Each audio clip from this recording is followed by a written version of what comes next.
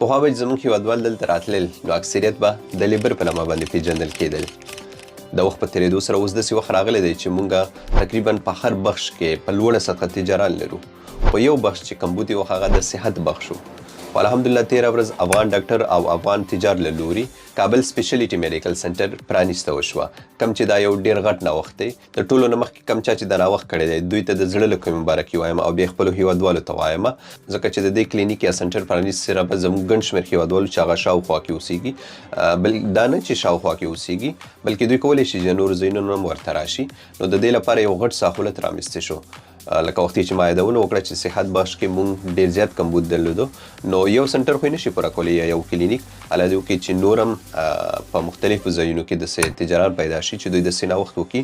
خو بیا هم تر خپل وس مطابق دوی کولی شي چې خپلو هېوادوالو په صحت بخش کې کمې ستونزې چې وي هغه ورته حل کړي. ادرس به هم درته ووایم، وختي ما یادونه درته وکړه چې شارجې ښار شپږم نمبر سنۍ کې جوړ شوی دی. ګورئ دا کومه تجارتي ویډیو نه ده، نه کومه سپانسر شوې ویډیو ده، یوازې کوم چا چې دا نوښت کړی دی د دوی تشویق په خاطر چې موږ باندې هم خلک جوړېږي تر څو نورو ته یې معرفي کړو. نو د دې ویډیو جوړولو موخه هم صرف همدا ده. مننه.